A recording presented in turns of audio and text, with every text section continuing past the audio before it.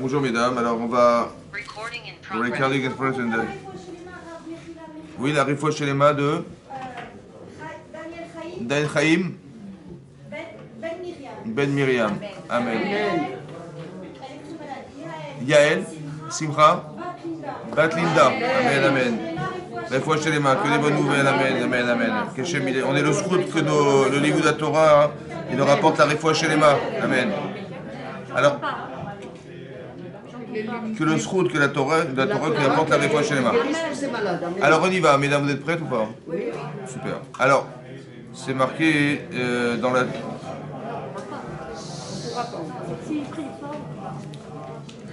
Alors c'est marqué dans la pénibilité que nous avons aujourd'hui. Hein? Un peu plus fort. Alors c'est marqué dans la paracha cette semaine, la paracha de Shelach Lecha. Il avait Hachem el Moshe les Moradi, Hachem el Moshe en disant Shelach Lecha Nashim.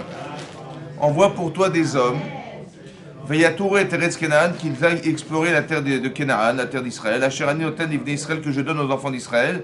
Ishechad, Ishechad, les Maté Avotav. Ishechad, Ishechad. Donc on va choisir parmi les tribus d'Israël, on va choisir un homme. Il y avait des centaines de milliers d'hommes. Dans chaque tribu, on est bien d'accord, centaines de milliers d'hommes, et on a choisi un homme par tribu. C'est-à-dire sélection maximale. Donc on a pris les meilleurs. D'accord, on a pris les meilleurs. Pourquoi faire? Pour explorer la terre d'Israël. D'accord, la tour est à Haaretz. Et c'est marqué Tishlechu Kol Nasibaim. Ok? Et Rachid expliquait que pourquoi cette paracha des Meraglim, des explorateurs, elle est juxtaposée à la paracha de Myriam. Oui, de Myriam. On sait que Myriam, elle a fait de la médisance sur son frère. Donc Rachid pose la question, la manismecha, paracha de Meraglim et paracha de Myriam, pourquoi on a juxtaposé ces sujets qui a priori n'ont rien à voir, entre le fait que Myriam, elle ait fait de la médisance et les Meraglim qu'on a envoyés pour explorer la terre d'Israël, les filles chez l'Akta al-Aïske Diba. Parce qu'elle a été frappée, elle, Aïske Diba. Elle a dit, elle est en séquette, elle s'est occupée de dire du mal.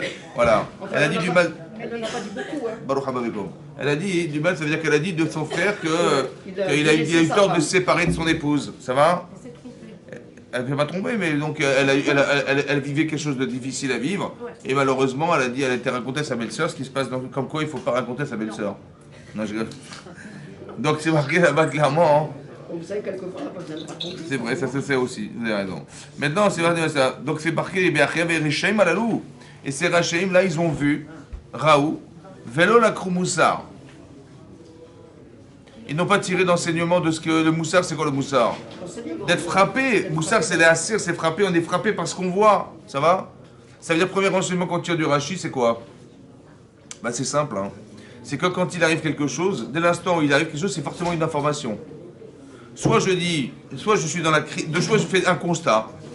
Ouais, on réfléchit, on dit, ouais, j'ai constaté, qu'est-ce qu'elle a été faire de parler de son frère? C'est l'excès mon cher Abénou, c'est l'excès mon cher Abénou.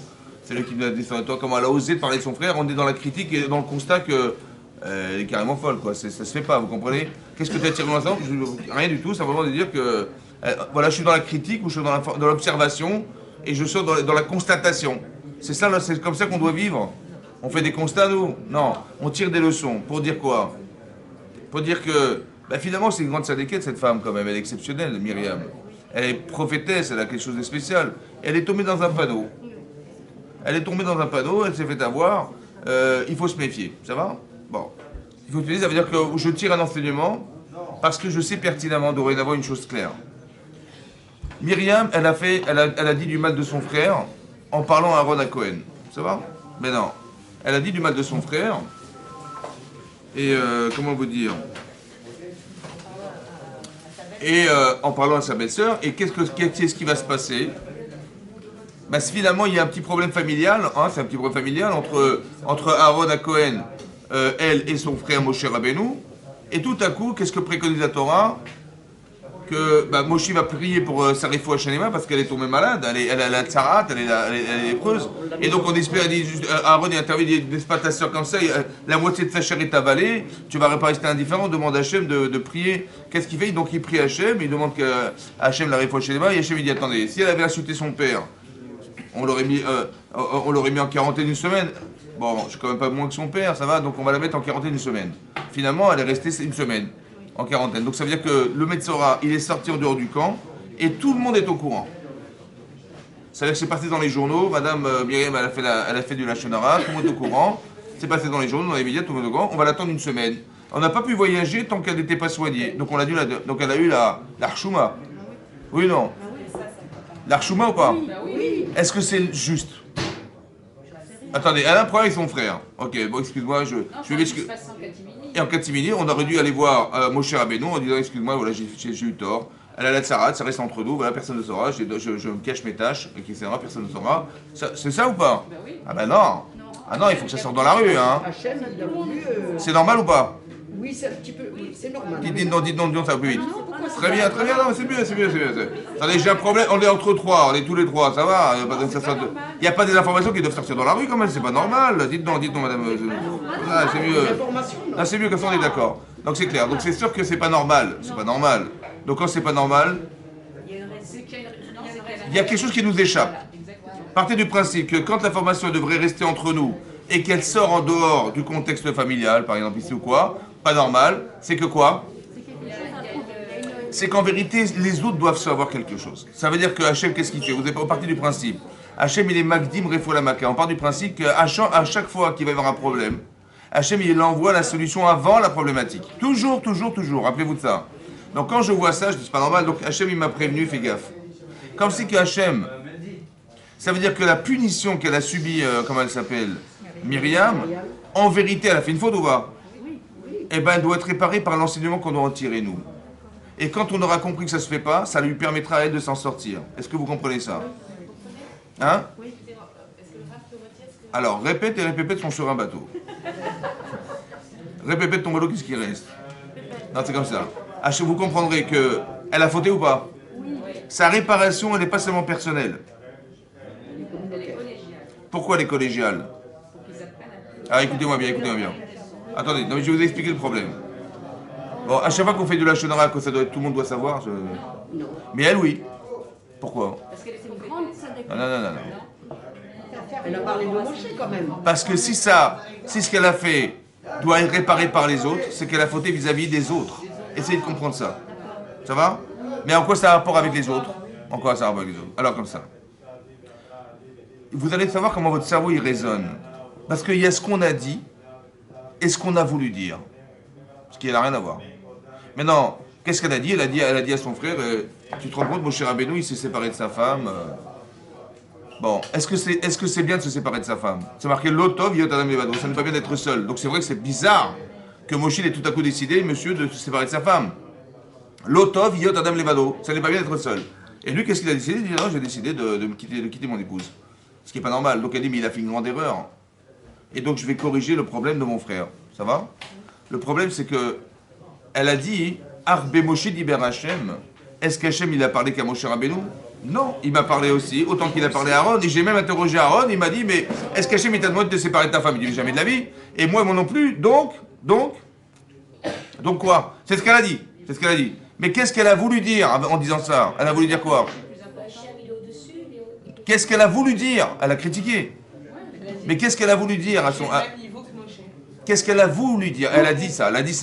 Mais qu'est-ce qu'elle a voulu dire en disant ça? Essayez de comprendre. Moshe n'est pas aussi important que ça. Attendez. Est-ce qu'Hachem, il lui a demandé à Myriam de séparer de son mari? Non. Donc quand elle a dit ça, qu'est-ce qu'elle a voulu dire? Il fait mal. Mais non. Vous ne savez pas Hein? Moi, je me suis pas trompée, donc lui, il a dû se tromper. Très bien. Donc ça veut dire quoi? Ça veut dire que... Ça veut dire quoi? Mais quoi? Quoi, elle a remis quoi en cause? Qu'est-ce qu'elle a fait? Quelle est la faute? que Moshe, il a fait quelque chose en plus. On lui a rien demandé et il a fait ça. Il invente. Ouais. C'est ce qu'elle a voulu dire ou pas? Bah oui, puisque... Il invente des choses, il invente. Jamais on a demandé. Mais moi j'ai consulté mon frère, il m'a jamais dit ça. Et moi j'ai jamais été consulté. J'ai été consulté, non. Hachem, il m'a jamais demandé de me séparer de ma femme. De mon mari, pardon. Et autant que... Donc Moshe, il... Mais c'est grave ou pas? C'est ça la faute, hein, mesdames. Qu'est-ce qu'elle a fait? Elle a égratigné dans l'image. Elle a amoché l'image. Comment? Mais c'est clair que quoi? Maintenant, qu'est-ce qui va se passer? Mais ça veut dire que, justement, c'est ça le problème, c'est qu'attention. C'est qu'on se rend compte que quand on critique les rabbinim, on critique les machins, et ça peut être légitime, hein, Mais on ne se rend pas compte qu'on délégitime les gens. Vous avez compris ce qui va se passer? C'est-à-dire qu'on a égratigné dans l'image. Ce que je vous dis, il n'est pas conscient. Parce qu'elle a dit, elle a voulu bien faire, madame, elle a voulu bien faire. Mais on ne se rend pas compte que des fois, le Yitzhara, il utilise ça contre nous. Ça veut dire que finalement, on a gratté un peu l'image de Moshe en disant, mais vous imaginez s'il invente? C'est-à-dire que vous avez la Torah, mais qui c'est qui vous l'a donnée? Mais qui c'est qu'elle est valide? La validité de la Torah, la véracité, c'est qui? Personne ne peut savoir. Peut-être qu'il invente, et savoir, il invente. Ça va? Qu'est-ce que ça peut entraîner, ça? Qu'est-ce que ça peut entraîner? Ça peut entraîner que des fois, on ne va pas consulter les rabbinim. Ça veut dire que, comme vous avez vu les Meraglim, ils vont revenir, ils vont décrire quelque chose de catastrophique. On est d'accord ou pas? C'était grave ou pas? Ben, c'est la vérité. Mais quelque part, on aurait aimé qu'ils nous disent... non, pas des belles choses, parce que c'est grave. En disant, écoutez, c'est difficile, c'est vrai, mais c'est pas grave. Au contraire, Hachem, il va nous montrer combien il existe pour nous. C'est vrai, c'est ça qu'on aurait dit. Est-ce qu'ils ont été consultés, mon cher Rabbi, pour lui demander qu'est-ce qu'il fallait dire? Vous avez compris ou pas? Autant que Korach, est-ce qu'il a été consulté? Il a été se rebeller en disant, mais tu es un imposteur. C'est toi qui as inventé la Torah, on est tous Kohen Gadol, on est tous Kedoshim, mais ça va très loin, ça veut dire qu'on est dans la critique, en vérité qui est légitime, mais en vérité ce qui se passe c'est que, donc c'est grave ou pas ce qu'elle a fait? C'est un problème personnel ou c'est un problème collectif? C'est pour ça que ça doit être réparé par l'autre collectif, vous avez compris dorénavant ce qui se passe? Ça veut dire qu'en vérité ça faute, maintenant elle a fauté, qu'est-ce que ça doit être réparé? Et de quelle manière? Que les gens qui vont comprendre la subtilité du Lachon Hara ou les leçons qu'on doit tirer de ça, en disant attention, faites attention parce que une grotte Sadeket elle est tombée dans le panneau. Donc nous aussi on peut tomber dans le panneau. Et ça nous permettra d'être construite. On est construit dorénavant à l'idée que je vais arriver en Israël, je vais faire une critique de la terre d'Israël. Attends, mais c'est marrant parce que j'ai voulu faire une mitzvah en disant mais vous avez bien fait de nous envoyer en Israël parce que si on n'avait pas été, on serait rentré, on aurait été massacrés. C'est ça, oui, non? C'était tellement convaincant qu'ils ont pleuré les Israël, c'était Tisha B'Av. Donc on dit, oh, oui, c'est ça qui se passe. Donc il dit, vous avez bien fait de nous amener là-bas. Le problème, c'est qu'on a dit la vérité, mais on a fait peur. Ça veut dire qu'on a dissuadé à l'inverse de ce qu'on imaginait de rentrer en Israël. Vous avez compris ce qui va se passer? Et on est en train de dire un message inversé de ce qu'Hachem espérait de nous. Ça veut dire que, vous croyez que par hasard, il y avait des géants en Israël? C'était par hasard ou pas? Ils n'étaient pas ni en Iran, ni en Irak, ils étaient en Israël. Il y avait des armées très fortes, très puissantes, fortifiées, dans des châteaux fortifiés sur des montagnes. C'est quasiment impossible. Mais combien il faut de Yetzirara pour nous dissuader de rentrer en Israël? Combien il en faut? À la proportionnelle de ce que nous sommes. Ça veut dire que si vous êtes grande dans votre tête, il y a un Yetzirara qui est proportionnel. Ça va? Mais pourquoi? Parce qu'on doit se dire, En od milevado, il y a Hachem qui peut nous sauver. Vous comprenez ou pas? Il n'y a que lui qui peut nous sauver. C'est-à-dire que la proportionnelle, si on avait dit, on avait dû faire la guerre normalement, vous aurez rigolé, vous avez compris. Mais là, il y a des géants, des gens qui sont énormes. Donc ça veut dire que ce que je vis est à la proportion de ce que je suis. Essayez de retenir ça. Ce que vous vivez est à la proportion de ce que vous êtes. Le niveau que vous avez, il va se voir dans la rue. Vous avez compris ce que je veux dire? Ça va se voir. Ça veut dire que les épreuves, elles sont proportionnelles. Autrement dit, ça veut dire qu'Hachem, il veut nous faire passer une autre étape de notre existence. La difficulté d'appréhension doit nous permettre de nous dire j'ai très bien compris, je suis armé pour. C'est sûr et certain. Ça veut dire que je vais prier toutes mes forces, par exemple dans ce cadre-là, et Hachem il va nous ouvrir la mer Rouge, autant qu'il va nous faire rentrer en Israël. Quand il n'y a pas de solution physique, il y a forcément une solution spirituelle obligatoire. Qu'est-ce que vous allez faire? Vous allez vous battre contre les géants, vous allez faire quoi? Vous avez compris? Donc alors que l'on aurait dû dire mais écoutez c'est vrai, c'est ce qu'on dit qu'elle avait diffusé, ils ont dit c'est vrai, tout est vrai, mais à la différence, c'est que Hachem il va nous montrer combien il est grand pour nous. Vous avez compris? Il nous met dans une grande difficulté que dans l'intérêt de nous sauver. Comme si que la conscience qu'il existe ne pourra se faire dans notre cerveau que dans le manque de pouvoir se réaliser soi-même. Je vais vous le dire en arabe. Ça veut dire comme ça, que qu'est-ce qui nous arrive dans la vie? Vous avez compris ce qui nous arrive? Des fois on est en difficulté, il y a l'antisémitisme, il y a des trucs. C'est que dans un objectif. Qu'Hachem me dise, voilà, je vais vous sauver la vie. On était esclaves en Égypte, il nous a sauvé la vie. On est arrivé dans la mer Rouge, il nous a sauvé la vie. Lavan, il voulait tuer Yaakov Avinu et sa famille, il nous a sauvé la vie. Et vous avez compris ce que fait Hachem? En vérité, pourquoi il fait ça? Parce qu'on n'aura jamais la conscience qu'il existe si on n'est pas dans le manque de lui demander de nous sauver ou de faire d'intervenir. C'est comme ça que ça se construit. Partie du donc soyez heureuse. Parce que l'inverse de ce qu'on imagine, on dit mais c'est une catastrophe, qu'est-ce qui peut nous arriver, etc. Soyez heureuse que ça a toujours une bonne fin. C'est comme ça, c'est des aléas, des montées, des descentes, tout le temps dans la vie, c'est comme ça, dans l'objectif de construire une conscience qu'il existe Hachem. Parce que quand je vais prier Hachem, ou je vais voir comment il va intervenir, mais évidemment que ma conscience qu'Hachem existe, elle est grande, elle est beaucoup plus réelle et construite, et cristallisée dans le cerveau que si simplement je l'ai lu dans un livre. Vous comprenez ça? Donc c'est ce qui va se passer. Donc en fait, c'est ça qu'on aurait dû vivre et c'est pas forcément ça qui a été observé. Vous avez compris? Ça veut dire que tout ce qui est arrivé à Myriam, c'était simplement un enseignement pour que, si Bémet on avait tiré cet enseignement, c'est-à-dire qu'on avait compris que le Lachon Hara c'est subtil, c'est vrai? Et donc je vais rentrer en Israël, je vais revenir en disant, je vais dire quelque chose qui va être une vérité mais dramatique et qui va amener à ce que les Israéliens vont devoir rester en désert alors qu'on aurait dû rentrer en Israël. Ça m'a fait réfléchir. Maintenant c'est subtil. Parce que je croyais que j'ai fait une mitzvah. J'ai cru faire une mitzvah en disant, mais écoutez, heureusement que vous l'avez envoyé, hein. Ça aurait été un massacre. Hein. Minash Shamaim, Dieu, comme il est grand, il nous a envoyé, voilà ce qui se passe là-bas, et j'ai dit tout ce qui se passait là-bas. Il dit, écoutez, le mieux c'est de rester là. Hein. On va rester dans le désert, c'est le mieux. On a fait de mitzvah ou pas? Bien sûr. En fait, on a fait une avéra. Et c'est qu'on croyait, et comme qui? Comme Myriam. Elle a dit, je vais sauver mon frère. En fait, elle a cru faire une mitzvah. La subtilité du Yetzer. Ça veut dire que c'est... Attention, donc c'est des enseignements qu'on aurait dû tirer. Et si on avait tiré cet enseignement, on aurait fauté ou pas? Non, on n'aurait pas fauté. Et si on n'avait pas fauté, on serait rentré en Israël? Bien sûr. Et Dieu nous aurait fait la guerre? Dites oui. Oui. Et le Mashiach serait venu? Oui. Mais vous imaginez que le shroud qu'elle avait cette femme? Mais c'était pas prévu. Comment? C'était pas prévu comme ça. Est-ce que si c'était pas prévu comme ça, est-ce qu'elle aurait été faute? Est-ce qu'il serait mort ces gens-là? Est-ce qu'il aurait fauté? C'était programmé, vous dites? Non, mais c'est-à-dire que. C'était pas prévu, comment ça veut dire? Par là, Oh, mais ça veut dire quoi, c'est pas les prévu? enseignements, Attendez. Il y a une faute ou pas? S'il y a faute, c'est que ça aurait dû être autrement. Oui. Très bien. Donc la perspective soit autrement, ça veut dire que la logique aurait été qu'ils auraient tiré du moussard, des enseignements de ce qui s'est passé. On aurait évité de faire de la médisance en décourageant les gens de rentrer. Et on aurait dit, c'est vrai, mais malgré tout, on va rentrer en Israël. C'est ça qui serait passé. Et toute la génération serait entrée en Israël par le shroud de qui? Ça veut dire qu'à elle toute seule, elle aurait sauvé le cas d'Israël. Est-ce que vous vous rendez compte de ça? C'est pour ça que c'est sorti dehors. Vous avez compris la forme? Ça veut dire que dorénavant, vous saurez que si, d'un côté, c'est anormal ce qui se passe, on est bien d'accord? C'est frustrant. C'est du Yetzer Hara, ce que je vous ai dit là. En vous disant, c'est pas juste, c'est pas machin, c'est pas normal, c'est pas juste. Et la pauvre, qu'est-ce qu'elle a pu faire? Ce jeu-là, c'est le jeu du Yetzer. Parce qu'elle, quand elle vit ça, elle dit, mais c'est pas normal, qu'est-ce que j'ai fait pour avoir un bisayon, d'avoir une honte aussi grande que c'est passé dans tous les médias? Elle pourrait se rebeller contre Hachem ou pas? En fait, c'est le jeu du Yetzer. Dis non, ne dis pas ça. Sache que ce que tu as vécu, si ça s'est su à l'extérieur, ce qui est anormal, c'est forcément que l'information, elle va servir et que par ton shrout à toi, ils vont être sauvés et que grâce à toi, ils vont rentrer en Israël. À elle toute seule, vous comprenez ou pas ce que je vous dis là? C'est-à-dire à l'inverse de ce qu'on croit, c'est un paradoxe inversé. Que nous, on se serait accablé en disant, mais je dois être une rachat de fou pour arriver à ce que Hachem il m'ait fait un bison pareil. Il m'a dit, non, tu restes dans... Vous avez compris ce qui se passe? Ça veut dire qu'il faut faire très attention que le Yitzhak va nous amener quelque part. En fait, c'est faux. Ça va, vous avez compris dorénavant? Il faut rester concentré et dire, non, c'est pas ça le chemin. On étudie la Torah pour comprendre ces mécanismes. Pour comprendre que des fois, on est happé par quelque chose et qui veut nous détourner de la vérité.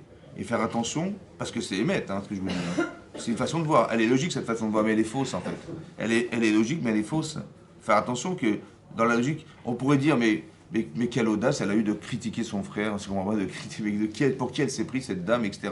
On aurait pu parler comme ça, on aurait peut-être raison, parce que ça se fait pas, ouais, sans savoir au fond ce que ça voulait dire, mais quelque part, on est tombé dans un panneau. Parce qu'on est dans la constatation, ce qui n'est pas le but. On n'est pas là pour constater ce qui se passe dans la rue. Le Lachon Hara, c'est de la constatation, vous comprenez? On n'est pas là pour critiquer, faire de la constatation. On est là pour apprendre des leçons. Et les leçons qu'on tire, c'est les messages que Hachem nous envoie. Il ne nous a pas téléphoné. On n'a pas le shroud qui nous téléphone, c'est vrai. Mais on a le mérite que ce qui va se vivre va être un enseignement de vie. À toi d'être lucide. Et pour bien voir, il faut avoir des bonnes midotes. Il faut avoir du respect des gens.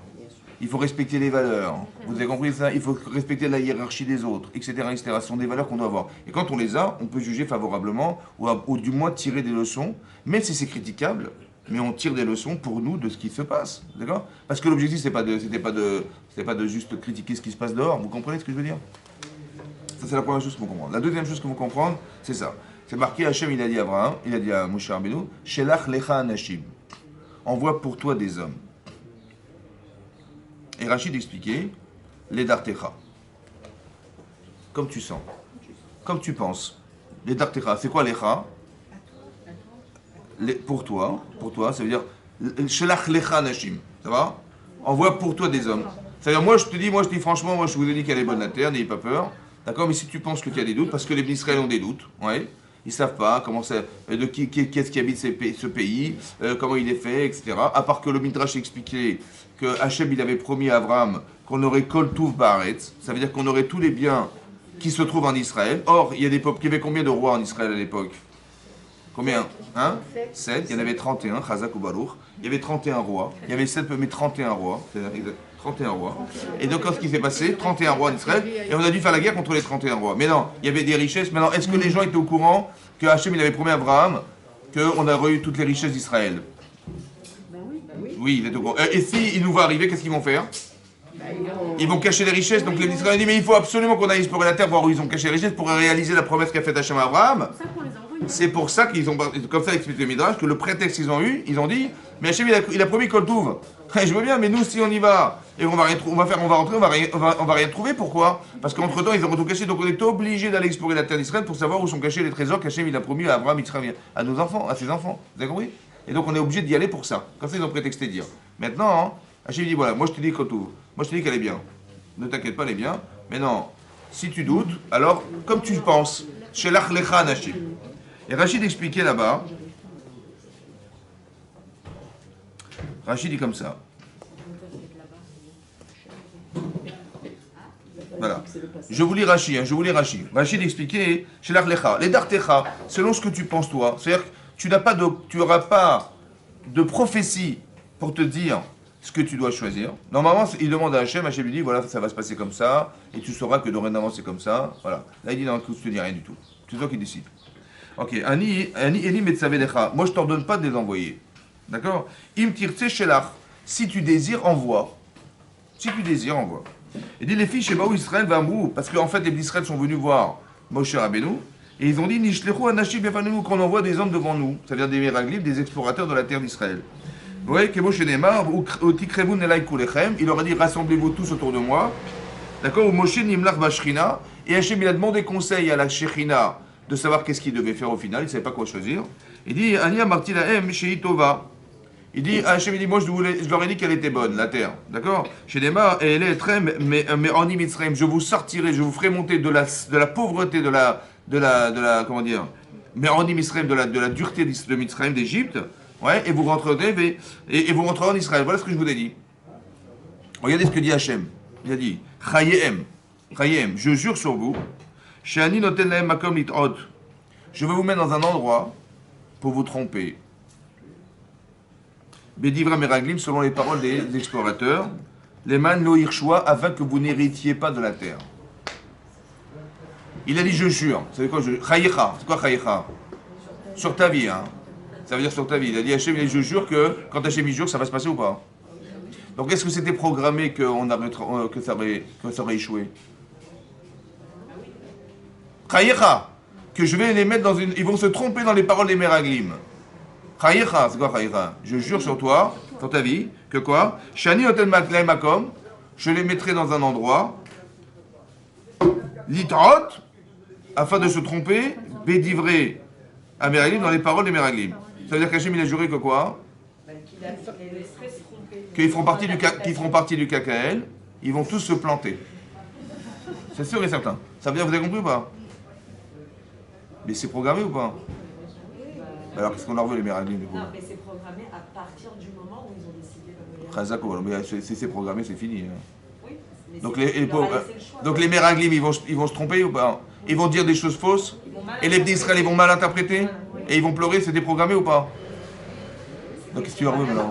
Mais il n'y a pas de Bechira!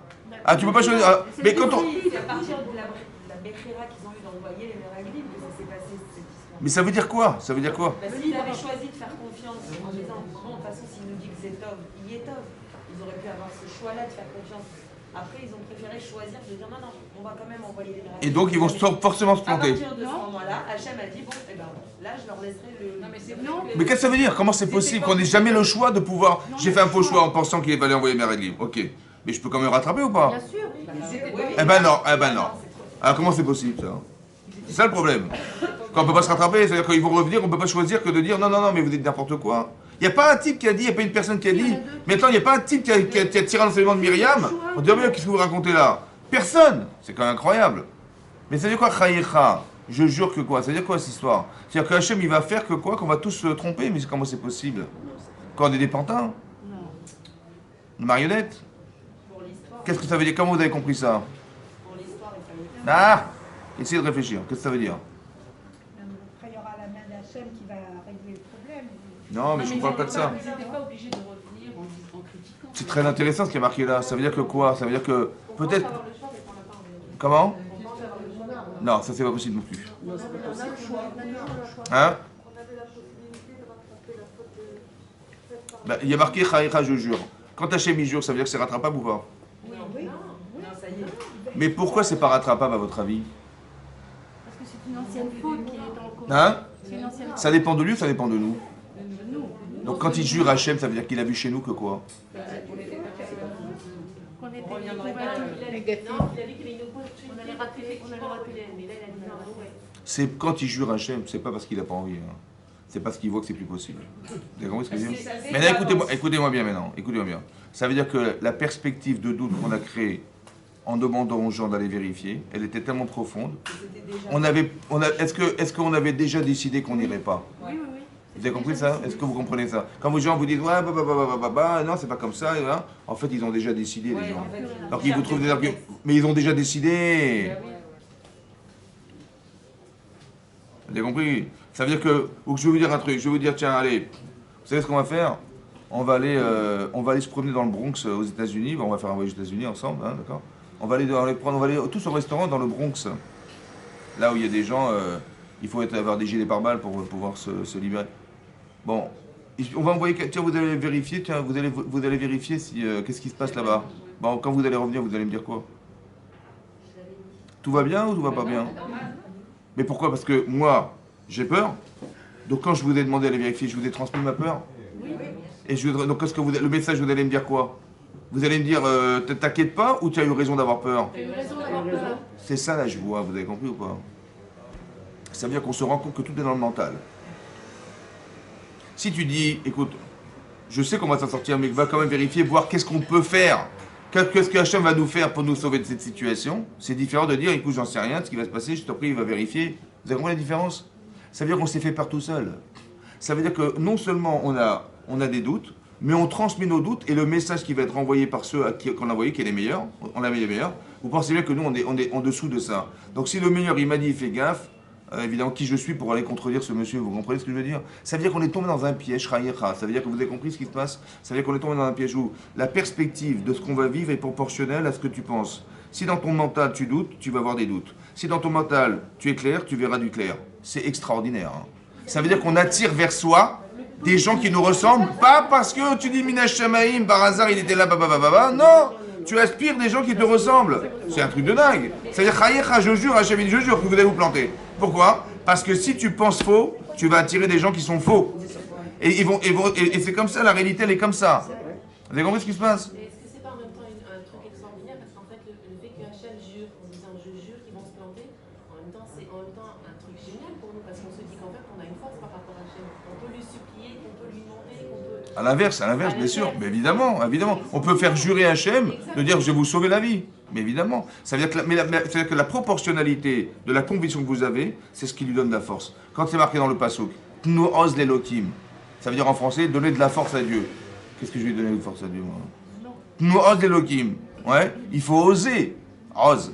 Il faut oser lui donner de la force. Ouais, il faut oser lui donner de la force. Mais comment je peux lui donner de la force, moi? Vous savez pourquoi? Parce que si j'ai confiance en lui, c'est moi qui le fais, entre guillemets, exister pour qu'il puisse intervenir. Mais tout dépend de vous. Ça va? Lui, il peut faire. Vous avez une centrale nucléaire en face de vous. C'est vous qui décidez d'en faire quoi ce que vous voudrez. Ça va dire non, je vais prendre un petit peu d'électricité. Ouais. Ou bien tu dis non, mais je vais exploiter toute la centrale. Mais ça dépend de vous. Si vous dites on sait jamais, peut-être qu'elle va exploser. Oh, ben, elle va exploser, bah, il dit qu'est-ce que je peux faire? Je peux pas. Vous avez compris, c'est pas qu'Hachem il nous refuse quoi que ce soit, Chas Shalom. C'est qu'on lui ferme la porte. Comment ils avaient des doutes avant de partir, ça je comprends pas. Ouais. Ils avaient des doutes avant d'aller. Que tout le monde a des doutes. Comme tout le monde. Quand vous allez quelque part. Attendez. Yoshua Binoun, il a envoyé des Meraglim, Yoshua Binoun. Il a envoyé ou pas? Bien sûr qu'il a envoyé des Meraglim. Yoshua Binoun, il a envoyé ou pas? Yoshua Binoun, quand on est rentré. Donc la faute, c'est pas d'aller envoyer des Meraglim, c'est pas ça la faute. La faute, elle est du fait que l'interprétation qu'on a, le fait de croire que, en fait, on est habité par des doutes et la réalité, elle est fonction de nos doutes. Ça veut dire que si j'ai choisi de douter, ma réalité, elle est douteuse. Ce qui est un truc de dingue. Ça veut dire que la proportion, c'est-à-dire que votre réalité, les proportions, pourquoi c'est comme ça? Parce qu'Hachem, il veut vous solutionner vos doutes. Donc comment il fait? Il lit vos pensées et il vous envoie une réalité qui correspond à ce que vous êtes. Donc il va vous envoyer quelque chose qui correspond à un message en disant ne t'inquiète pas. Ou alors ils vont te dire quelque chose. Si tu es forcément convaincu, tu vas entendre ce que tu penses. Mais en vérité, c'est un... Hein? Il fallait pas envoyer les Meraglim, il fallait y aller. C'est ce qu'on espérait. C'est ça. Ou alors du moins on aurait peut-être envoyé Meraglim, mais le message aurait dû être c'est vrai que c'est très très compliqué, mais qu'est-ce qu'on perd? Voilà, vous avez compris? Quand les Meraglim ils sont allés, ils sont revenus. Ça va? Ok. Marqué Vayelchou Vayavo. La Gemara demande dans Sota. Vayelchou Vayavo. Ils sont allés, ils sont revenus. Mais pourquoi nous dire qu'ils sont allés pour dire qu'ils sont venus puisqu'ils sont déjà partis? En fait, ils étaient dans le même état Chazak, qu'avant. voilà. La Gemara dit qu'ils sont partis, ils sont partis comme ils sont revenus. Ils sont revenus en décrivant la terre d'Israël difficilement. Ils sont partis comme ça. Ça veut dire, et comment ça veut dire quoi? Ça veut dire qu'il faut toujours penser positif et se dire que... Chazak. Ça veut dire, mais ça veut dire aussi, ça veut dire que ce que je vais dire, c'est ce que j'avais déjà choisi. C'est un truc de dingue. Exactement. Avec Carrefour. Non, je dis avec Carrefour. Ah, parce que c'est pourquoi je vous dis ça, parce que c'est au carrefour de nos vies qu'il faut choisir. Ça va? C'est quand on est là. Maintenant, c'est pour ça qu'il faut positiver. Mais quelque part, ça veut dire, c'est très intéressant que vous compreniez ça, que tout est dans votre cerveau. Hachem, le Yetzer Hara, il est dans le cerveau, dans le cœur. Hachem, il est dans le cerveau. Tout ça, c'est ça. Tout dépend de ce que vous pensez au départ. Soyez rassurés. Ou quand il arrive quelque chose, en vérité, j'ai la simcha que j'ai une réponse à un truc. Après, il faut savoir décrypter la réponse, c'est ça qui est compliqué. Parce que quand on voit ça, on se dit, quand j'entends les Meraglim me dire, attendez, il y a Amalek, il y a des géants, ils vivent dans des fortifiés, sur des montagnes, c'est catastrophique. On nous peint un décor, mais qui est impossible d'être sûr. On devrait se dire, mais Baruch Hashem. Parce que si c'est physiquement impossible de s'en sortir, c'est que forcément Hachem, il n'attend rien de nous. Oui ou non? Et donc il attend quoi? Qu'on lui fasse confiance. Qu'on lui demande d'intervenir. Soyez saméar, que Hachem il vous a dit, mais je vais tout faire pour toi. Est-ce que vous comprenez ça? À la différence de dire, mais comment on va s'en... Il y a des gens, ils peuvent rien faire, ils s'angoissent la vie, ils se bouffent le bide, et ils attrapent des ulcères et des machins. C'est vrai ou pas? Mais pourquoi tu dis, mais de toute façon, mais c'est parce qu'on peut plus rien faire. Non. Je dis, mais réfléchis. C'est vrai, tu peux rien faire. Donc Hachem, il sait que tu peux rien faire. Bien sûr. Hachem, il sait que tu peux pas te battre contre des géants. Hachem, il sait que tu ne seras pas capable de monter sur des montagnes. Il sait ou pas? Après, il t'a envoyé là-bas. C'est une invitation à lui dire, vas-y. Vas-y, j'ai confiance. Vas-y, montre-moi que tu existes pour moi à 100%. Dorénavant, vous saurez que la seule et unique manière de solutionner les doutes qu'on a créé, parce qu'on les a créés, ces doutes. C'est juste pour vous dire, si tu as des doutes, c'est que tu as un problème. C'est un problème, alors laisse-moi te combler tes manques. Dit Hachem. Vous avez compris ce qui se passe? C'est exactement pareil. En vérité, je vois les Meraglim, je vois Myriam Batsarat, soit je critique, en disant, mais nous, ça ne nous concerne pas, mais nous, on n'aurait jamais fait ça, nous. Vous avez compris? Donc, c'est-à-dire qu'on t'a montré ça juste pour dire du mal, quoi. Hachem, il t'a envoyé ça juste pour que tu critiques Myriam. C'est ça ou pas? C'est pas logique. Donc, on est obligé de dire que non. En fait, il a fait ça pour dire, attends, ne crois pas que... Tu dis, mais nous, on est comme Myriam, hein. Comme elle a dit, elle, mais on est tous comme Moshe Rabbeinu, vous avez compris ou pas? On est tous égaux. Et donc, forcément, ou comme quoi, on dit, mais on est tous Kedoshim, hein. On est tous pareils, tout est linéaire, hein. Mais c'est pas vrai, vous avez compris ou pas? C'est pas vrai. Donc ça veut dire que quelque part, on voudrait nous faire rentrer dans ce piège-là. Attention, tirer des enseignements, autant qu'on doit tirer des enseignements de la Torah, il faut que quand on écoute un cours, on ait changé. Sinon, ça ne sert à rien. On n'est pas dans la culture, on n'est pas dans la connaissance. On est dans l'enseignement de la connaissance. Qu'est-ce que vous avez gagné de venir au shiur? Et vous avez gagné de venir que maintenant, vous allez sortir d'ici, vous dites, ma vie a changé, j'ai une façon de percevoir ma vie, j'ai compris autre chose de moi. Vous avez compris? C'est le seul objectif. C'est d'apprendre du Limoud à Torah, c'est-à-dire qu'on tire des enseignements de ça. Et dorénavant, je saurai que, à la même proportion que je pense, c'est ce que je vais voir. Chaïcha, je jure, dit Hachem, que vous allez vous tromper. Si vous vous trompez, vous allez vous tromper. À la mesure, la même chose, vous avez bien compris. Et au contraire, si vous arrivez à positiver, donc, c'est-à-dire que comme si il y a une forme d'attraction, attraction mentale, de ce que tu penses, et tu vas voir que la réalité, elle est proportionnelle à ce que tu penses. C'est ça. Et donc Hachem, il va dire, Shelcha, Shelach lecha nashim. C'est quoi lecha? Les dartecha, selon ce que tu penses. C'est quoi lecha? Je sais pas. Et Rachid dit ce que tu penses. Mais c'est quoi toi? C'est ce que tu penses. Il y a marqué lecha ici, ce que tu penses? C'est marqué les datecha, dans Rachid. C'est marqué dans la paracha de Lech Lecha. Quand Hachem il a dit à Abraham, Lech Lecha me'artzecha. Vous vous rappelez? Lech Lecha, pars pour toi de ton pays, Mimolatecha, l'endroit où tu es né, Mibet Avicha, dans tes parents, vers une terre que je te montrerai. Et là-bas c'est marqué Lecha. C'est vrai? Comment Rachid traduit Lecha? Non, en français j'ai compris, mais Rachid dit, comment ça s'explique le Lecha? On va dire, ici Rachid a expliqué, toi c'est quoi? C'est tout ce que tu penses. Et là-bas Rachid traduit, Les Anatra. Par quel intérêt tu as de partir? Essaie d'analyser l'intérêt que tu as de partir. Autant que le bien, le bon et le bien. Lecha, ça se traduit là-bas, Rachid traduit, les anatra ou le tovatra. Ça veut dire, qu'est-ce que tu as gagné d'être là-bas? Et en quoi c'est bien pour toi d'être ailleurs? Ça va? C'est marrant parce qu'il n'a pas traduit comme ici. Le Midrash Rabbah qui ramène le lecha de lech lecha, il n'a pas traduit comme ici selon ce que tu penses. Il dit lech lecha, va comme tu penses. Hachem dit Abraham, pense comme tu penses, vas-y. C'est pas ça qu'il a dit. Il a dit l'anatra ou tovatra. Et là, il a dit autre chose. Il a dit, selon ce que tu penses, vas-y. C'est toi qui vas choisir. Hachem, il n'a pas fait une proposition de choix là-bas à Abraham. Il n'a pas dit, Abraham a dit, écoute, fais comme tu penses. Il a dit, tu sais quoi? Il faut que tu partes en sachant que tu vas gagner d'être là-bas. C'est bien pour toi. Et c'est bon pour toi. Vous avez compris ce qu'il dit, Rachid, là-bas? Là, clairement, c'est pas ce qu'il lui dit. Et là, il dit pas ça? Non, C'est vrai ou pas? parce que c'est pas forcément bon.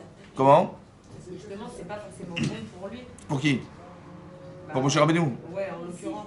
D'ailleurs, Moshe, qu'est-ce qu'il en pense à côté? Puisque quand il dit Shlach Lecha, c'est pas Moshe à la base, quand il les a envoyés. Il va devoir choisir, parce qu'Hachem, il enlève la névoie. C'est plus face à la demande et l'insistance C'est ça. des hommes que lui, parce que lui, il a confiance en C'est ça. Hachem, il parle avec lui. C'est vrai, c'est vrai, Alors pourquoi finalement il le fait pas? Pourquoi il n'arrive pas à convaincre son peuple c'est vrai. en disant attendez, vous n'avez pas confiance en Hachem, moi j'ai confiance en Hachem. Enfin, comment Mais est-ce que il s'est sorti la capacité? Parce que je vous explique. Dans la paracha qui précède, il a dit écoutez, c'est trop dur. Ouais. Ça veut dire combien ils m'ont demandé de leur donner la. Mais si j'avais accouché ces enfants-là, j'aurais dit mais je vais m'en occuper, j'en suis responsable. Mais ils m'ont demandé de la viande, mais où je vais trouver de la viande? Alors Hachem il dit ok, pas de problème. Il a proposé de 70 kenim qui vont accompagner Moshe Rabbeinu. Il se décharge, d'accord? Mais quelque part, peut-être, ça veut dire que quand on se décharge, on perd en capacité de conviction. Parce qu'on s'appuie sur. Je dis, voilà, si j'étais seul, bon, ben, je vais essayer. Mais comme je suis accompagné par, alors on dit, bon, il y a les autres. Peut-être que psychologiquement, ça enlève des forces. Ça va? Parce qu'on sait qu'on est accompagné par. Mais non, ce que je veux dire par là, c'est comme ça. Écoutez bien. Lecha. Là-bas, c'est marqué Anaa, le plaisir et tout. C'est quoi l'Anaa? Ça correspond à quoi le plaisir chez vous, dans votre structure? Vous avez une neshama, vous avez un corps. Vous avez un corps, vous avez une neshama. Là, le plaisir, il se met dans le corps ou dans la neshama? Dans le corps. Et le tov, le bien, la neshama. En vérité, sache une chose. Lecha, c'est les deux. D'accord? C'est-à-dire qu'il y a un désir corporel. D'accord? C'est par tu dis, allez, on va partir en Israël. Alors vous dites, bah, attends, attends, mais je parle pas l'hébreu. Bon, c'est pas plaisant, ouais. D'un côté, Inter Hachem, il a prouvé l'État d'Israël, donc c'est une mitzvah ou pas? Oui. C'est tov, c'est tov. Mais, attends quand même, je veux, hein, mais attends, il faut apprendre. Attends, moi je suis française, je suis pas israélienne. La mentalité, je connais pas. La langue, je connais pas. L'environnement, je connais pas. Comment dire, je sais pas où je vais travailler, je sais pas où je vais vivre, je sais pas où je vais mettre mes enfants. Je suis inquiète ou pas? C'est pas agréable.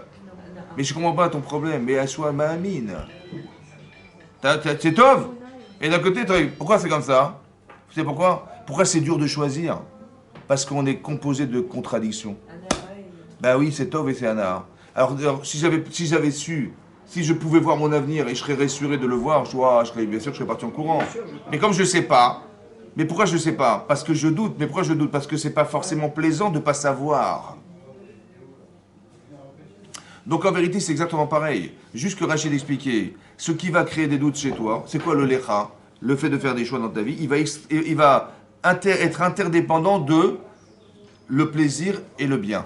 Fais une réflexion. 2 minutes, vous avez compris, le plaisir et le bien. Ça veut dire qu'il sache que tes choix ils vont être déterminants par rapport à quoi? À ce que tu es toi. C'est quoi toi? C'est combien tu as de plaisir à vivre, combien tu as de plaisir à avoir confiance en Dieu, combien tu as de plaisir à ne pas douter dans ta vie, ça va? Ou bien tu es une personne anxiogène, tu vois? Que de dire, on sait jamais. Il y a des gens, vous avez compris? Il y a des gens, comment dire? Il y a des gens qui vont jamais être rassurés parce qu'on ne sait jamais. Vous comprenez ou pas? Qu'est-ce que dit la Torah? La Torah dit on va d'après la majorité. C'est vrai ou pas? Par exemple, je donne un exemple très simple. Un exemple très simple. Si par exemple vous avez 2 morceaux de viande qui sont cachers et un morceau de viande non cachère qui s'est mélangé dedans. Mais non, la viande, on ne peut pas déterminer laquelle est... Ça se voit pas, hein, sur la couleur, ça se voit pas. Donc je ne sais pas laquelle. Il y a de la viande de bœuf, voilà. J'ai la viande de bœuf, voilà, je sais pas, du paleron. La même viande, la même couleur, partout pareil, la même structure, pareil, la même viande. Il y a un morceau qu'on sait être pas cachère, d'en mélanger avec 2 cachères. Et tout est mélangé, qu'est-ce que vous faites, mesdames? Est-ce que je peux manger la viande? On s'abstient. Bah, normalement, j'aurais dit, abstenez. Dans le doute, qu'est-ce qu'on fait dans le doute? Chas shalom ibromav ou berachamav, yaseh shalom aleinu, val kol amo Yisrael vemru. Bon. Bah, non, j'aurais dit dans le doute. Attendez, il y a un morceau sûr et pas caché, hein. Moi, je dis, chas shalom, on est mahmir, ça veut dire que ça fait de Horaïta, la khumra, j'aurais dit, dans le doute. Mais le doute, il est quand il y a 1 contre 1. 1 contre 1. 1 contre 1. J'ai 50% de chance de réussir. Dès l'instant où je dépasse les 50, qu'est-ce que porte la Torah? Je peux. Non seulement tu sais que la majorité est prioritaire, mais en plus tout est cachère. Parce que qui t'a dit que c'est pas cachère? C'est Hachem. Qui t'a dit que c'est pas cachère, la viande qui n'a pas été... on n'a pas fait la shrita. Qui t'a dit que c'est pas cachère? La Torah. Et la Torah, elle t'a dit on va d'après le Rov. Ça veut dire que tu peux tout manger. Parce que quand je prends le morceau de viande, je dis, mais majoritairement ce morceau de viande, il est caché ou pas? Oui. Bon. Le deuxième, il est caché ou pas? Oui. Le troisième, il est caché ou pas? Ben oui. Majoritairement, oui. Donc ça veut dire qu'on va d'après le Rov. Ça veut dire que la Torah est en train de faire un truc comme ça clair. Vous reteniez ça. Le bon sens, c'est la majorité. Ça, c'est le Horaïta? C'est d'Oraïta, ça. Le bon sens, c'est la réalité. Alors qu'il y a des gens qui disent, on ne sait jamais. Par exemple, si par exemple je dis comme ça, quand c'est feu rouge, les voitures s'arrêtent.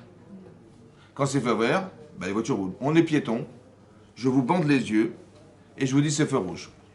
Vous traversez ou pas? Oui, c'est feu rouge. Ah non, je suis piéton.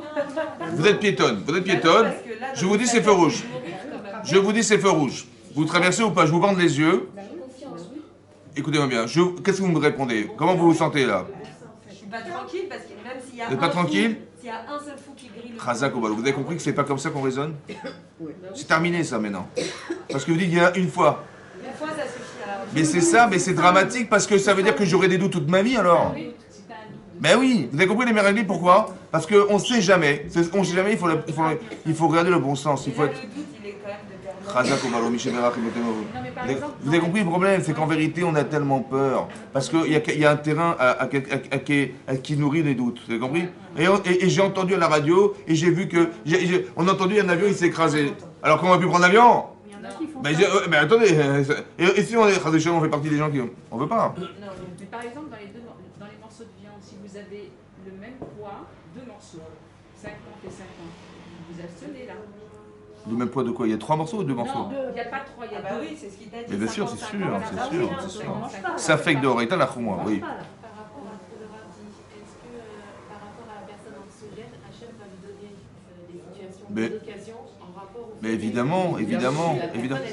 Mais le problème, c'est que c'est elle qui choisit. Non, mais après, l'anatra, si par exemple je suis dans un terrain d'angoisse, d'accord? Ben, tout ce que je vais voir, je traduis en angoisse. Vous allez sortir dans la rue, les gens vont dire, le soleil est bleu, mais il y a un nuage. Oui, c'est ça, exactement. Non, il va pleuvoir, on reste à la maison. Non, mais c'est-à-dire qu'on peut vivre sur des situations qui sont improbables, mais on les vit parce qu'on c'est possible. Et comme c'est possible, on s'angoisse. Oui. Je voulais dire que ça m'a frappé ce que vous avez dit. Pas trop mal. Pas trop fort. Là, ça vous a frappé, pas trop fort. Non, pas Ah, trop je sais pas, fort. non. Parce que moi, je Même frappe. très fort. Non, parce que je frappe pas les femmes, c'est pour ça que je le dis. C'est-à-dire que les gens qui ont des doutes ou ils transmettent leurs doutes aux autres, ils reçoivent de la part de l'autre personne qui ont en face à peu près le même Exactement. comportement. Et je pensais aux gens, par exemple, au mariage ou aux amis qu'ils ont. Et il tombe, enfin, un homme tombe sur une femme, il divorce avec elle, il va se marier avec un autre, et bizarrement, il a le même problème oui, avec bien sûr. la seconde Exactement. qu'avec le premier. Parce que le problème, il est pas chez les autres. Le problème, il est Oui, chez oui, oui, oui, ou des amis, toujours il a Parce qu'Hachem, il veut que ce solutionne. Le même genre de personnes. Évidemment, on attire vers soi, c'est ce que j'expliquais, on attire vers soi les gens qui nous ressemblent. Et on croit que c'est social. En vérité, c'est plus profond que ça. C'est qu'on est ces personnes, on attire vers soi des gens qui nous ressemblent. C'est incroyable. Ouais. Oui, donc il faut chercher. Il faut changer. Il faut chercher Il faut changer. le contraire. C'est ça, il faut buver, éliminer. C'est comme ça. C'est ça. Vous avez compris, ça c'est important que vous compreniez ça. C'est qu'en vérité. Combattre ces doutes, justement. Comment on peut combattre Ben, regardez, là, on est au mois de quel mois? On est à quel mois là? Au mois de juin. Après. Juillet. Et après? Mois d'août. Bah, c'est juste avant Elul, hein, c'est le mois d'août. Hein, faut le faire avant le mois d'août. Bah oui, parce que le mois d'août, c'est le mois d'Elul. Le mois d'Elul. Si ça part pour le mois d'août, qu'est-ce qu'on fait? On attend au prochain? Non, il faut pas attendre, il faut réfléchir avant peut-être. Peut-être que tous les jours c'est le mois d'août, c'est possible. Ça veut dire que... Non mais c'est de réfléchir en se disant que de toute façon j'ai tout à perdre. Vous avez compris? Je peux pas vivre toute ma vie comme ça en pensant que j'ai une chance sur 1000 et puis je vais tomber dedans quoi.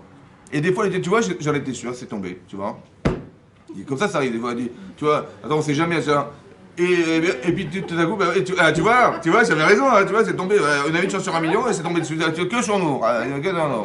Mais c'est normal, on attire ces choses-là, vous comprenez? Hachem il dit, mais t'es bête ou quoi? Donc voilà, ça va t'arriver. C'est dommage. Quand on dit Altif tarpé à la Satan, ne m'ouvre pas ta bouche au Satan, c'est quoi cette histoire de. On dirait qu'on est dans la métaphysique. Non, c'est parce qu'on donne des arguments qui vont faire que la réalité est fonction de ta conception. Donc si tu doutes, bah, tu vas avoir des trucs douteux, c'est comme ça. Je jure, dit Hachem, que vous allez vous planter. Ça veut dire quoi? Ça veut dire que si tu penses comme ça, tu verras que la réalité elle correspond à ce que tu crois. Et tu vas te rassurer en voyant que tu avais raison d'avoir eu peur. Mais c'est exactement l'inverse qu'il faut penser. Il faut éliminer les doutes, il faut avoir confiance en Hachem, c'est juste que, en vérité, qu'est-ce que ça veut dire? Parce que si je doute, c'est que j'ai une défaillance. Vous avez compris? Ou il me manque des informations, ou bien je ne suis pas construite, ou bien je sais où j'ai pas confiance en moi, ou bien etc. Donc il dit, bah si t'es pas bon, vas-y, continue. Pas des doutes légitimes. Comment? Pas des doutes. Toujours légitime, toujours. Mais en vérité, c'est un repère. Ça veut dire que l'expérience, c'est un repère. Par exemple, si vous êtes championne du monde de boxe, ça va? Vous voyez ou pas? Voilà. Avec des muscles comme ça, et avec des gants de boxe. Et vous allez dans le Bronx. D'accord? Vous avez peur pour eux, vous avez peur pour vous? J'ai peur pour eux. Donc, comment? Vous êtes championne du monde de boxe. Mais quand même, si Vous êtes championne du monde de boxe, d'accord? Non mais la personne qui pourrait aborder cette personne, la personne qui est championne du monde de boxe, elle a peur pour lui, le pauvre. D'accord? Mais si j'ai peur pour moi, c'est que... Ben c'est que je sais que je ne suis pas forte, ça va? Après, je vais m'armer, je vais prendre du temps pour eux, etc. Je vais me renforcer. Mais encore une fois, ce sont des repères. Ça veut dire que si vous êtes forte, vous avez peur pour les autres. D'accord? Et si vous êtes faible, vous avez peur pour vous. C'est ça les repères. Vous avez compris? C'est pareil ici. C'est pareil. Regardez ce qu'ils ont dit, les Meraglim. Qu'est-ce qu'ils ont dit, les Meraglim? Les Meraglim, ils ont dit, quand ils sont venus, après avoir visité la terre d'Israël, ils sont revenus, ils ont dit, Chazaku mimenu. En français, ça veut dire, ils sont plus forts que nous. Donc ça veut dire, il vaut mieux qu'on n'y aille pas. Rachid explique, Kaviachol, comme si qu'ils avaient dit. Ils ont dit plus fort que nous, comme si qu'ils avaient dit plus fort qu'Hachem. Ça va? Mais non, quel est l'enfant qui peut dire une bêtise pareille? Est-ce qu'un enfant, on est au GAN, on dit Dieu il est en haut, Dieu il est en bas, Dieu il est à droite. Ah mais je parle dans un asile psychiatrie, je pensais... Ils croient en Dieu les enfants ou pas? Est-ce qu'un enfant il va dire non mais il y a quelque chose de plus fort que Dieu? C'est possible ou pas? Ben, comme si qu'ils avaient dit. Mais ils ont dit ça ou pas? Oui, ils ont dit. Non, ils ont dit qu'ils sont plus forts que nous. Ils ont dit ces gens ils sont plus forts que nous. Voilà ce qu'ils ont dit. Mais comme si qu'ils avaient pu dire plus fort qu'Hachem. Mais pourquoi c'est quel rapport avec Hachem? Et mais je comprends, on parle des Meraglim, c'est des gens qui ont été choisis sur le tas, c'est les meilleurs, hein. La plus grande minime, les plus grandes sadikim, les plus grands ce que vous voulez. Comment on peut imaginer qu'ils aient pu dire une chose pareille? Vous avez compris ou pas? En vérité, c'est simple. C'est simple. Écoutez-moi bien. C'est ça que je voulais vous dire, madame. Écoutez bien. Si je crois en Dieu et je vois des géants, bon, qui c'est qui a créé les géants? Donc Dieu, il va être victime de ce qu'il a créé, à votre avis? Non. Donc j'ai plus peur pour eux ou pour moi? Et si j'ai peur pour moi, c'est que c'est comme si que Dieu ne pouvait pas m'aider. Vous avez compris ce que ça veut dire, ça? Vous avez compris tout ça? Ça veut dire que si vous avez peur, c'est que Shem, il n'est pas assez grand. C'est ça que ça veut dire. Vous avez compris ça? Donc moi, je crois en Dieu, j'ai pas de safek. J'ai pas de doute que ce qu'Hachem il va m'aider. Et pourquoi, en vérité, si je n'y crois pas, c'est pas qu'il veut pas m'aider, c'est qu'il pourra pas m'aider. Parce que tout dépend de moi. Vous avez compris ou pas? Par exemple, très simple. Les Bnei Israël, quand est mort Paro, ouais, on a été le suivre dans sa... On a suivi les funérailles de Paro. Et là, on a prié Hachem, Veizarakou el Hachem. C'est vrai? C'est marqué dans la paracha de Shemot. Hachem, il a entendu les prières, les cris des Bnei Israël, Mina Avoda du travail, Veishmar, il a entendu Tsarakatam leurs cris, Veiskor, il s'est souvenu de l'alliance qu'il avait contractée avec Abraham Israël et Yaakov, et tout de suite, il a dit à Moshe, écoute, va les sauver. Parce qu'on sait qu'Hachem, il était amnésique. Mais non. Ben non, mais ça fait 210 ans qu'on est esclaves. Et là, on lui a téléphoné, il a dit, attendez, mais je me souviens, ah mais bien sûr, j'ai entendu, excusez-moi, je vous avais complètement oublié, excusez-moi, mais Iskor et Beridou, je me suis rappelé de l'alliance qu'avait contractée. Oh, mais vas-y, fonce, Abraham, Moshe, vas-y, fonce. Je sais pas, mais t'as oublié, comment t'as oublié? Il s'est rappelé, donc il a oublié, il s'est rappelé de l'alliance qu'il avait contractée avec Abraham, vous savez? Après qu'on ait crié, mais t'as besoin de tes enfants écrits d'être morts de faim pour leur acheter à manger. Tu sais quoi, ils ont crié et ils s'en ont rappelé. Vous avez compris ou pas? En fait, c'est comme ça. Comme si on était obligé de l'appeler pour qu'il se souvienne. Et si on ne l'appelle pas? Écoutez-moi bien. Écoutez bien. Hachem il va se souvenir. Ok. Maintenant, on ne va pas l'appeler. D'accord? Et Hachem il va envoyer les Américains qui vont nous sortir d'Égypte. Qu'est-ce que vous allez dire, madame? C'est les Américains. C'est les Américains. Merci les Américains. Je vais adopter la société américaine. Vous m'avez savez, je vous dois tout. Hein. Il est où Hachem? Il n'est pas là. Par contre, si je dis Hachem, écoute, sauve-nous, il envoie les Américains. Merci Hachem d'avoir envoyé les Américains. Autrement dit, ça veut dire que si vous ne faites pas appel à lui, il ne pourra pas envoyer. Parce que l'objectif, c'est pas qu'il nous sauve, hein, c'est sûr. Mais que grâce à ça, on puisse avoir la conscience qu'il existe. Ça va pour nous. Donc c'est pour ça qu'il faut l'appeler. Vous comprenez ce que je veux dire?